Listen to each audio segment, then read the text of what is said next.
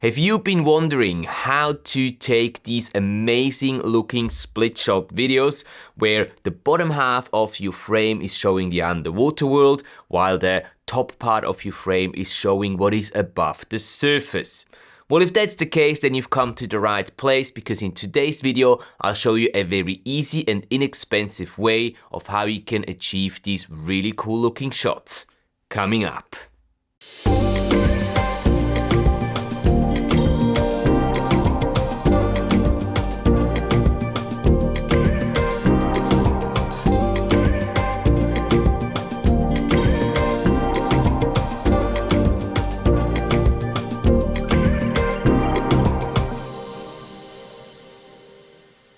Hey there underwater filmmakers, welcome back to the channel. As always, great to see all your smiling faces again for today's video, in which we'll talk about an easy and inexpensive way of how you can capture split shot videos and photos.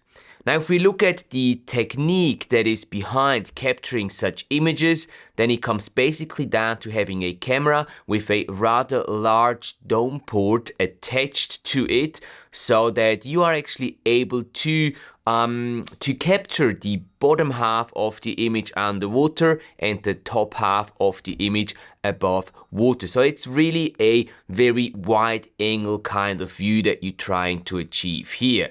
And this is only possible if you do use, as I said, a rather large dome lens attached to your housing. Now, if you think about this, having a large dome lens attached to a housing, normally that comes with a rather high price tag as well. But this doesn't really have to be this way at all.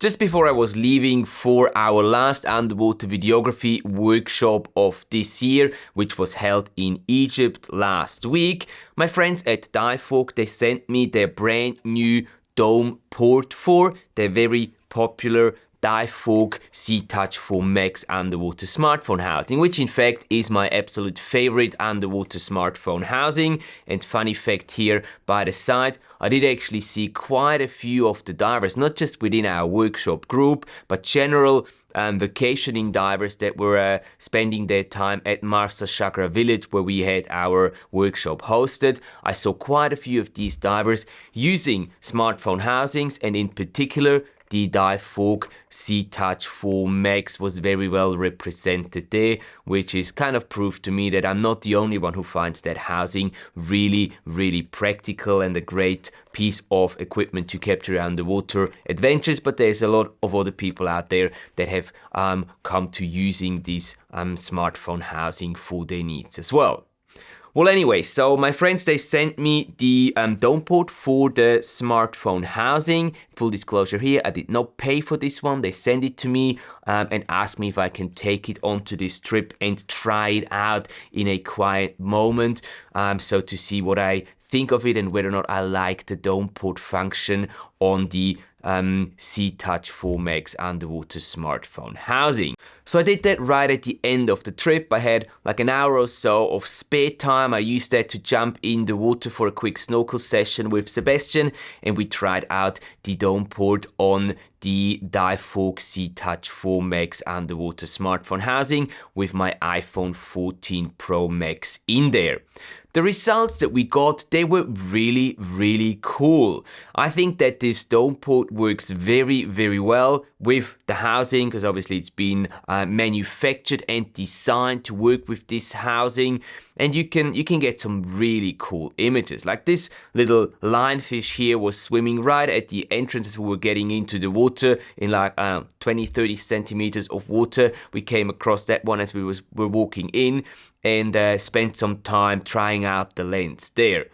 The cool thing is that you can use this lens obviously in a horizontal way, so you get your normal 16:9 ratio images and video clips, or you can also use it in a vertical position, so that's perfect for all your social media needs, all your Instagram, all your TikTok, all the other platforms that work in the vertical format. YouTube Shorts, by the way, as well. The dome port is actually also very easily attached to your underwater smartphone housing. You don't really need any specific tools or anything. It's basically just a matter of placing the dome port properly onto the housing so that the lens that you're planning on using underwater is the one that is centered within the dome port. And that's basically it. Then you just click it into position and you're good to go. The lens itself is waterproof down to about 5 meters, which is enough because you're going to be just using that dome port on the surface to capture these split type of shots. So you're not really going to be using it underwater. It doesn't really make sense to do that. For that, there is other lenses like, for example, the wide angle conversion lens that Divevolk also has in their repertoire of accessories. Even if we didn't have a lot of time to test Divevolk's new dome port, I'm really excited about the possibilities that this piece of equipment brings with it, in combination obviously with the Divevolk SeaTouch 4 Max underwater smartphone housing. I think that you can get really creative and get some really cool shots taken with that combination. Now, what I found is important when you use the dome port in combination with the Divevolk SeaTouch 4 Max underwater housing, and this is the same with any dome port that you're using to capture those split shot videos and photos, is that your object, for example our snorkeler here in this example, gets as close as possible to the dome lens, because that way he's just gonna be very prominent in the image and everything else behind is just gonna be sort of surrounding and completing the image that way. If you keep your snorkeler or your object too far away from the lens, it's gonna appear quite small in the entirety of the image and will not have the same effect. So try to keep your object, your main object, as close as possible to the dome port lens, to the front of the dome port lens. Another thing that I noticed that I want to mention here is that if you don't have completely flat conditions like we had on our testing day, they weren't completely flat, they were okayish, but not perfect in that sense. If that happens to you while you're using the dome port lens, it is quite likely that you're going to end up with some little water droplets on the lens. And if that happens, you might get some stuff on the lens that you don't really want to have there. An easy fix for this is just before you take your photo or your video clip to quickly just dunk the lens into the water, just drip it down, just pull it down, bring it back up, and that way the little droplets on the lens should disappear at least for a couple of seconds, and you should be able to take that shot or that short video clip that you're aiming for. Also, you want to make sure that when you take these split kind of shots, especially when doing video, you want to make sure that the sun is actually behind you. So you're not having the sun in front of you. If you do end up with the sun in front of you, you will get some really weird reflections coming through the dome port onto your lens. But that's something very normal and happens with every single dome port. That's nothing specifically with Divevolk's dome port here. It's really just when the sun enters the dome port in a certain angle, it will reflect on the sensor and on the lens inside of your camera, and that's gonna cause really weird looking reflections in your video clips. So just be aware of that. Check where the sun is and try to take your split shots always with the sun in your back. And last but not least, I also want to mention a little issue that we had with using our iPhones with the Divevolk Dome Port. When using them in photo mode, the iPhone wasn't really able to calculate the exposure correctly, and we ended up with like very overexposed images that weren't really usable at all. I reached out to my friends at Divevolk and asked them what the issue might have been, and they came up with the answer, which makes total sense to me. Apparently, the iPhone, this only happens if you're using the ultra-wide lens on your iPhone to capture photos, because the ultra-wide lens is not responsible apparently for measuring exposure. It is the normal lens on all the iPhone models that is responsible for measuring the exposure inside your frame. And with using the Divevolk dome port, when putting it onto and aligning it with your wide angle or ultra wide angle lens, you're actually covering and blocking the normal lens on your iPhones. And if that happens, then your normal lens just sees a black image and thinks that you are in a dark environment. Therefore, it is gonna just pump up and bring up the exposure way beyond what it is really needed, and you'll end up with some really blown out and basically not usable images.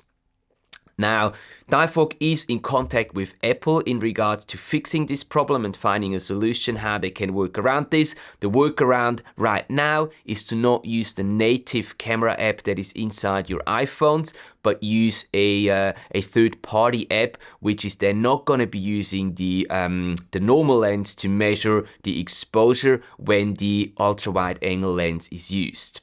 This is apparently a problem that is only happening with iPhones from ranging down from the iPhone 11 all the way to the current iPhone 14 line. It doesn't happen with any Android phones that are out on the market, and they're also compatible with the Divevolk SeaTouch for Max housing. So this is just a little side note there, and I do want you to be aware of that tiny issue that is present there at the moment. As I said, Divevolk and Apple are trying to figure out a solution for it.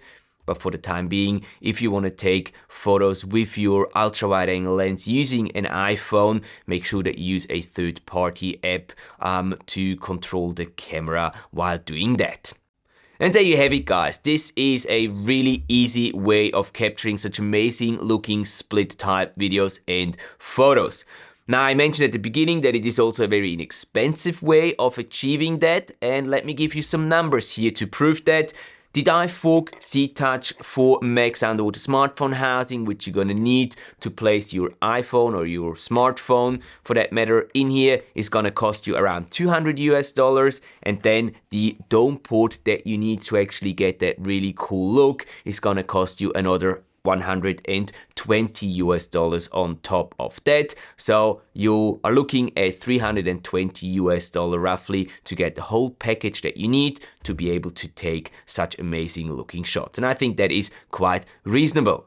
If you do want to save yourself some extra money, make sure to use the affiliate link, which is down in the video description below, which will take you right onto the Divevolk page and the web shop. And if you use that link to get either of these products or any other products from Divevolk, you will save another 6% on your total purchase value. Thank you very much for using that link if you do, because it also helps this channel here to keep producing valuable and good content for you guys that is going to be helpful, hopefully, for you deciding what underwater camera equipment is going to be best suited for your personal needs. Thank you very much for your time and for watching, guys. This is it from me for today. As always, if this video was useful to you and you got something out of it, you found it beneficial, please do hit that like button and also consider subscribing to the channel so you're not missing out on any future content that will be uploaded here. If you want to get more tips and tricks on how to improve your underwater videography, check the videos over here. And otherwise, enjoy capturing your amazing underwater adventures, and I will see you in the next one.